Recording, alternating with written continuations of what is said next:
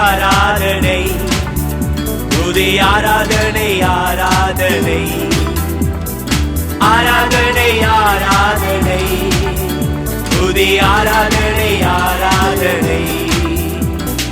மாலையிலும் மாலையிலும் ஆராதனை அப்பாவுக்கே, மாலையிலும் மாலையிலும் ஆராதனை அப்பாவுக்கே.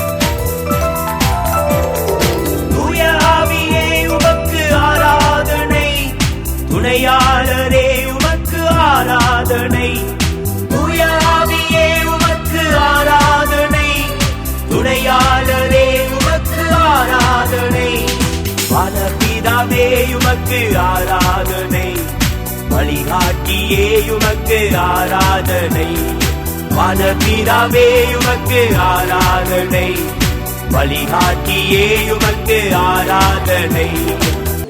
தேவன் நம்மளை கூட்டி சேர்த்திருக்கிறார். ஆமென்.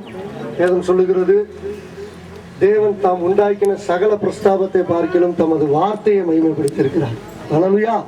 நீங்கள் உதவி செய்கிறதா இருக்கிறது. வார்த்தைகள்லாம் மொழியாக இருக்கிறது. அதன் அடிப்படையில் நாம் என்ன பண்ணிக்கொள்றோம்னா, ஒருவருக்கு ஒருவர் காரியங்களை பேசி புரிந்து கொள்ளுகிறோம்.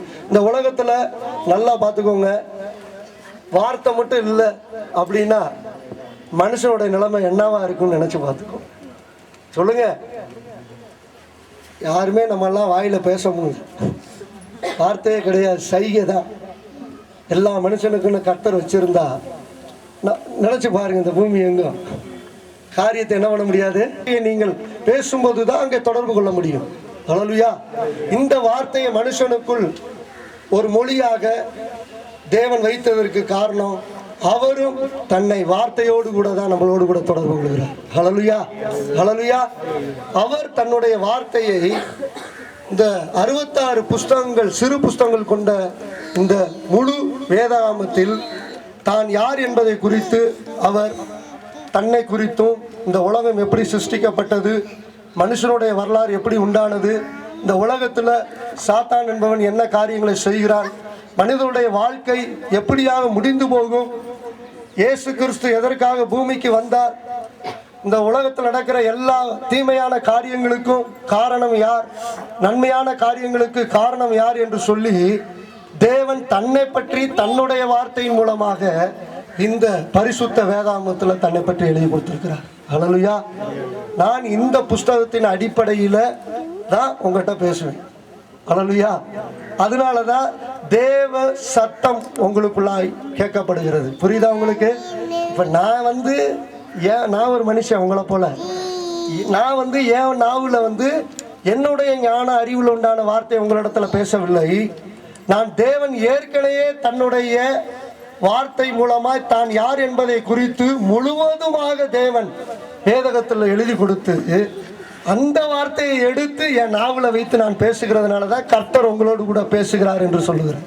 ஹல்லேலூயா. Praise the Lord. புரியுதா உங்களுக்கு?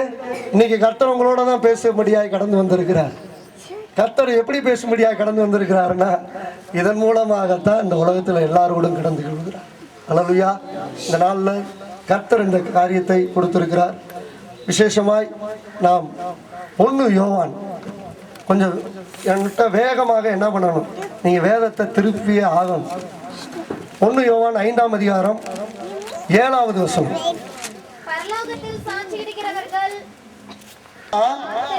வார்த்தை பரிசுத்தாவி என்பவர்களே இம்மூவரும் ஒன்றாய் இருக்கிறார்கள்.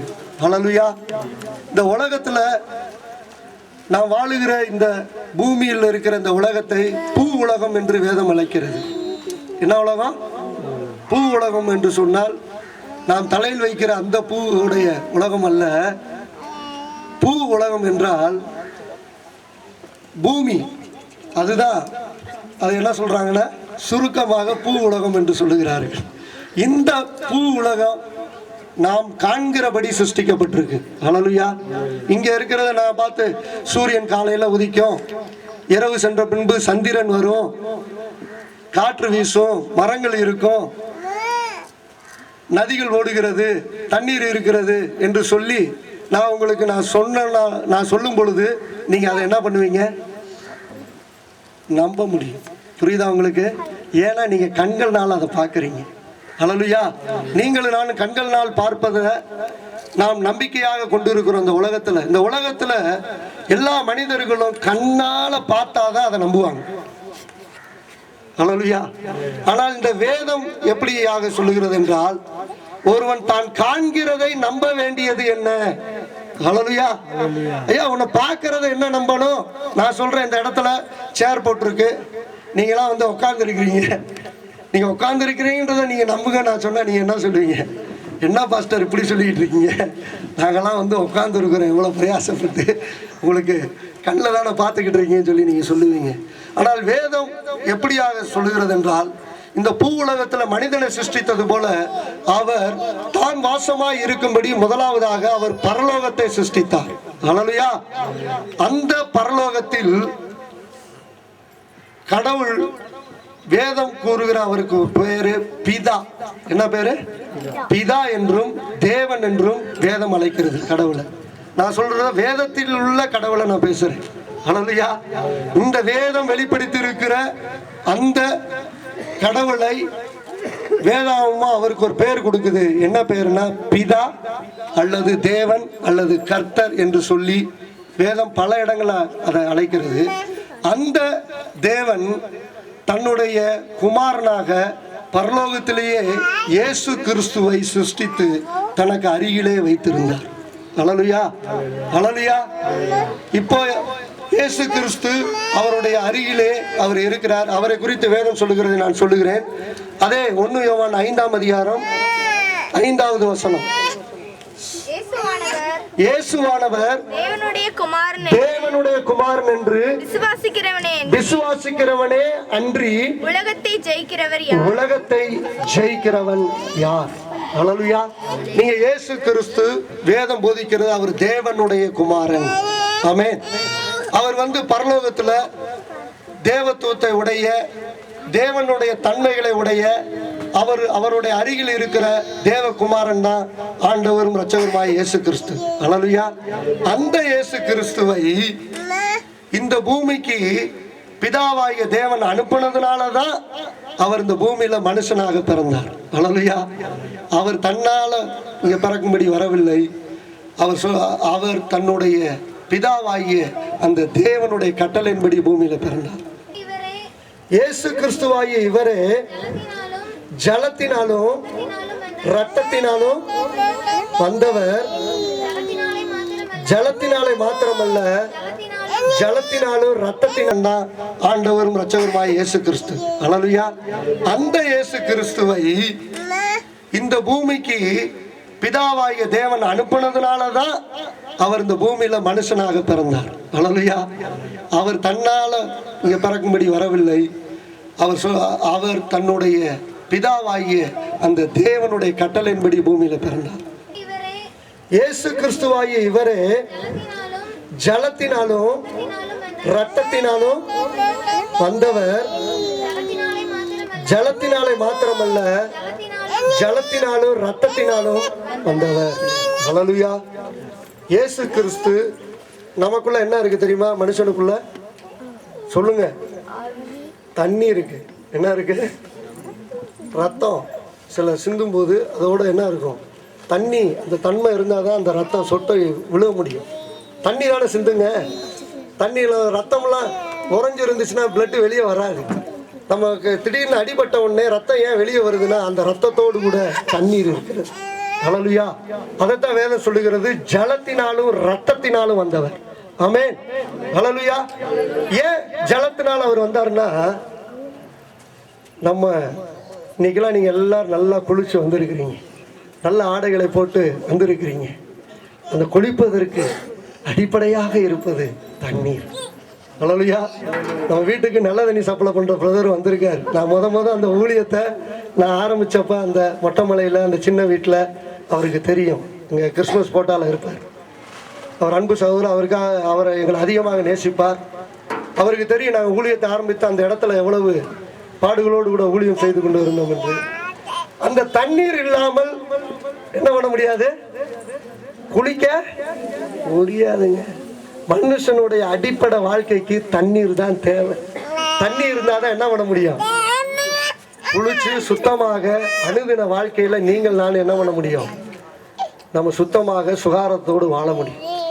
அதை தேவன் அறிந்ததுனால தான் அவர் ஜலத்தை அவர் என்ன பண்ணாருன்னா முதலாவதாக அடிப்படை ஆதாரமாக வைத்து அவர் ஜலத்தை உருவாக்கி அந்த ஜலத்துல இருந்து தான் நாம் பார்க்கிற ஆகாய விரிவான வானத்தையும் அந்த ஜலத்துல இருந்து தான் ஒரு அந்த உலர்ந்த பகுதியான பூமியை உண்டாக்கி சேர்ந்த ஜலத்தை சமுத்திரம் என்று பெயரிட்டு அதற்குள்ளாக மனுஷன் வாழ்வதற்கு தேவன் வேண்டிய சகல ஆதாரங்களை படைத்து அவர் இந்த பூமியை சிருஷ்டித்தார். ஹல்லேலூயா. அந்த ஜலம் இல்லைன்னு வைங்களேன், நம்மளுடைய வாழ்க்கையில் நாம் குளித்து நம்மளுடைய காரியங்களை சுத்தமாக வைத்துக் கொள்வதற்கு தண்ணி ரொம்ப அவசியம். குடிக்கிறதுக்கும் தண்ணி அவசியம், உயிர் வாழ்றது.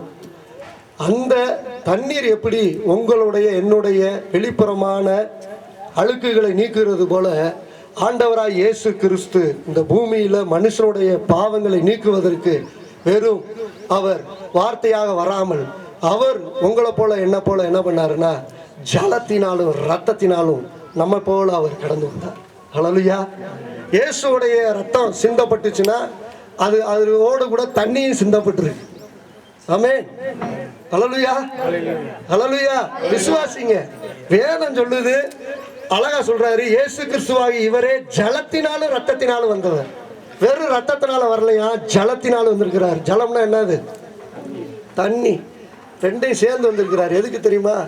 மனுஷன் பாவங்களை நீக்குவதற்கு அவர் இந்த உலகத்தில் சிலுவையில் மரித்து அவருடைய சரீரத்திலிருந்து விழுந்த அந்த ரத்தமும் அந்த தண்ணீரும் சிந்தப்பட்டதுனால தான் மனுஷனுடைய பாவங்களை நீக்குவதற்கு அவரிடத்துல இயேசுவே உடைய ரத்தத்தினால என்னை கழுவுன்னு சொன்னா, நீங்க வார்த்தையை ஆவியினால நீங்க விசுவாசிச்சு சொன்னீங்கன்னா உங்க பாவத்தை அவர் கழுவும். ஹல்லேலூயா. ஹல்லேலூயா. வேறு ரத்தத்தினால வரல. ஏன்னா ரத்தம் தண்ணீரோட இருக்கிறதுனால தான் அது என்ன பண்ண முடியுது? சிந்தப்படுது. அப்ப ஆண்டவர் நம்மளுடைய பாவங்களை நீக்கிறவராக இருக்கிறார். அவர் எப்படிப்பட்டவராக இந்த பூமிக்கு வந்தார் என்று ஒரு சில வசனங்கள் நாம் பார்க்க போகிறோம். இயேசு யார் என்பதை குறித்து மத்தேயு 1:20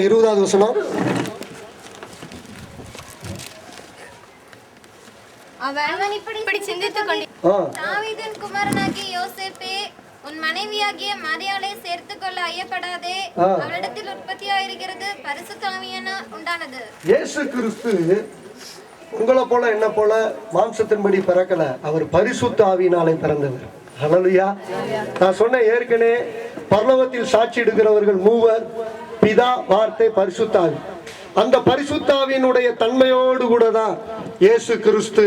அது மாத்திரமல்ல, ஏற்கனவே நாம் சொன்னபடி ஜலத்தினாலும் ரத்தத்தினாலும் அவர் என்ன பண்ணாருன்னா இந்த இடத்துக்கு அவர் என்ன பண்ணாருன்னா பூமியில மனிதனாக பிறந்தார். எனக்கு அன்பானவர்களே, ஹல்லேலூயா. ஹல்லேலூயா. புரியுதா உங்களுக்கு? இப்ப நிறைய பேருக்கு வீடு தெரியல. நான் 2 வீலர்ல வரேன், என்னை ஃபாலோ பண்ணி வந்தாங்க. நான் செய்தி கொடுக்கும்போது இந்த உலகத்துல உங்களுக்கு மிக டேஞ்சரான மனது இருக்கு. என்ன தெரியுமா? வேவரிங் மைண்ட், அலைபாயிர மனது. இங்க உட்காந்துக்கிட்டு மிகச்சிறந்த புஸ்தகத்துல அந்த புஸ்தகத்தின் அடிப்படையில் நான் உங்களோடு கூட செய்தியை கொடுத்து கொண்டு இருக்கிறேன். ஹல்லேலூயா. உங்களுக்கு தெரியாது, உங்களுடைய மனதை கெடுக்க பிசாசு முதல்வான். வசனத்தை விதைக்கும் போது அதை கேட்க விட மாட்டான். உங்க இருதயமாக நல்ல நிலத்துல தேவனுடைய வார்த்தையை விதைக்கிறதுக்கு அவன் எப்படியாவது மனதை அப்படி திருப்பி உங்களை அப்படியே வெளியே கொண்டு போவான். ஹல்லேலூயா. மனதை கெடுக்கிறதாங்க பிசாசுடைய வேலை. அவனுடைய வேலையே கரப்டட் மைண்ட், அதாவது